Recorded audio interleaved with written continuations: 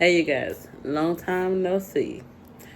Whew, y'all just don't know. I have been under the weather these last couple of days, and I'm still, kind of trying to fight my way back. And guess what? I just turned 50 yesterday on the 15th. So, hallelujah. Thank God for another birthday, another day to be alive and amongst the land of the living. So I'm going to go straight into this. Genesis 42. Okay. So when Jacob heard that there was grain in Egypt, he told his sons to go down there to get food for us to eat so that we can live. So the 10 went to Egypt.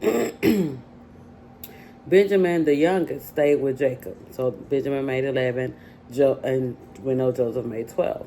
Okay, and Joseph was the governor, and he was the one who sold to all the people of the land. And Joseph's half brothers came and they bowed down before him with their faces to the ground. Remember, Joseph had the dream and he told them in Genesis 37. So Joseph recognized them, but they didn't recognize him. And he treated them as strangers and he spoke rough to them. And I really don't blame him for this. He said, "Where do you come from?" And they told him, "From the land of Canaan." Joseph remembered the dream that he had about them. He accused them of being spies. And they said, "No, we only came to buy food. We have one father, and there are 12 of us.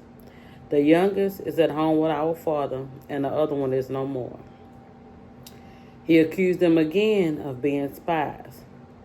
And he put them in custody for 3 days.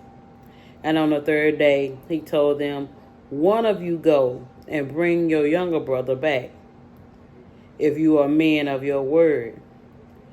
They said, "We brought this on ourselves for what we did to Joseph, and we've made this difficulty come upon us."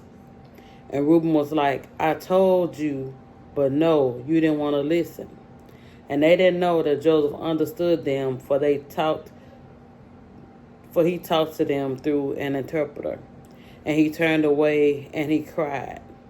So he took Simeon and bound him before their eyes. Okay, it was Reuben, Simeon, Judah, Issachar, Zebulun, Joseph, Benjamin, Dan, Asher, Gad, Naphtali, and one of them was Levi, I believe. Okay. Okay, so that was basically Genesis 42. I basically, in my Rudolph the Red-Nosed Reindeer poem, well, not poem, but in that explanation, I compared Joseph and Rudolph. Go back, listen to it. I'm telling you, it was, honey, it was the Lord's doing, and it was well in our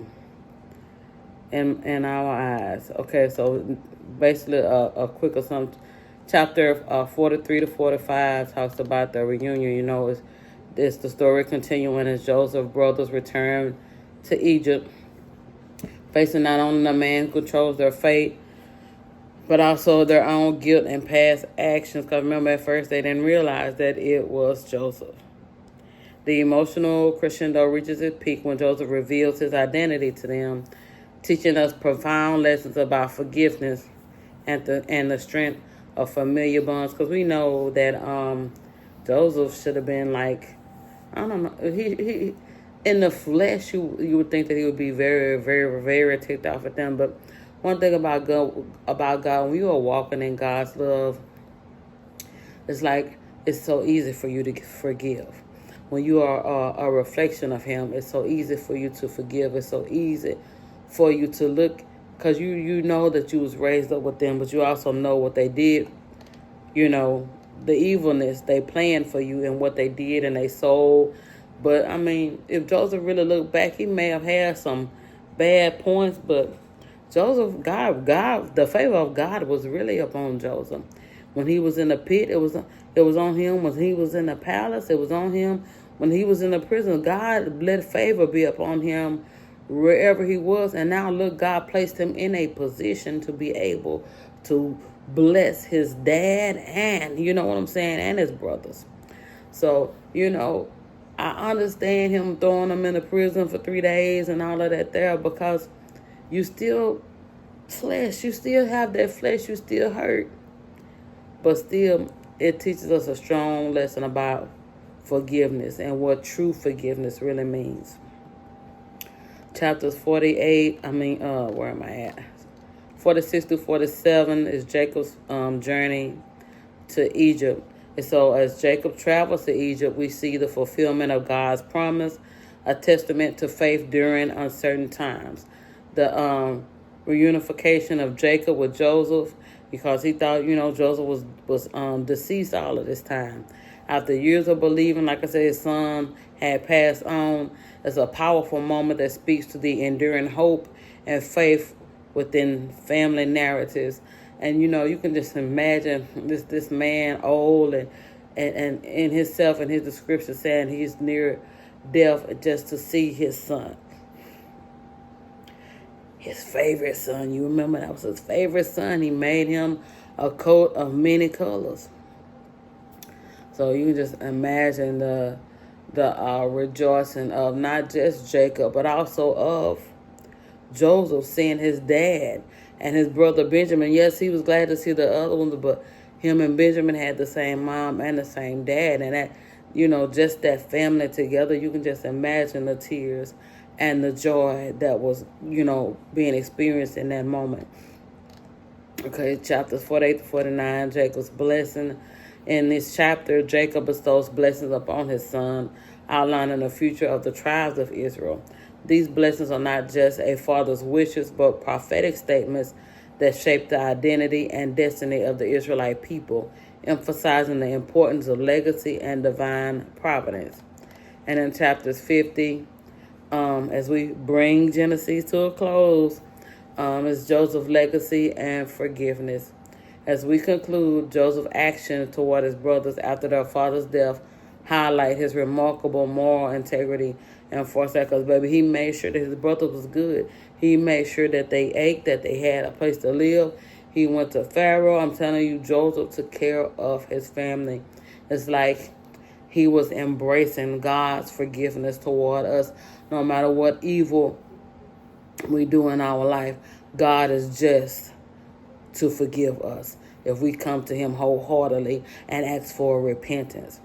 Okay, Joseph's assurance of his brother's safety and reflection on divine providence underscore the overarching themes of forgiveness. Like I said, forgiveness is basically the theme in these last Genesis 42 to 50. The theme is forgiveness and it's love and it's family ties. And like I said, Joseph to me is like a reflection of Christ, because he forgave in a moment where he could have been full of hatred. And this was a dynamic moment for him to get back at them, and for him to be really mean to them and to cast them in the prison. I mean, he could have done so much wrong to them, but he didn't. He reflected God's love, and that's how we should be. We should be a reflection of God's love. And that's God's plan. Praise the name of God. So the closing chapter of Genesis offer timeless lessons on reconciliation, which we saw faith and the importance of legacy and forgiveness.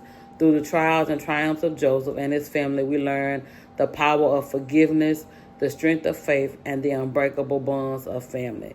So before I shut down, because as you can see, I'm ready for bed, I just want to tell you, forgive. If you have any out in your heart against your brother or your sister, and they don't necessarily have to be your brother and sister, against anyone, forgive them, because you don't want to die and wake up and go to hell with hatred in your heart. You understand what I'm saying?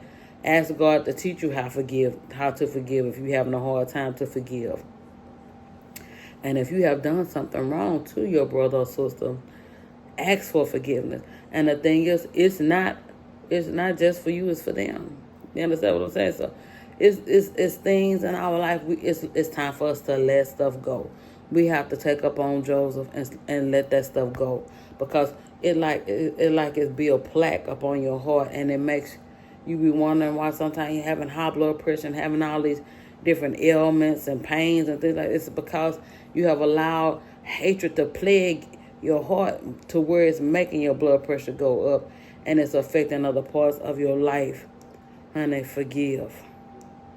Because guess what? God forgave you. Baby, he forgave you. God love you. He forgave us all.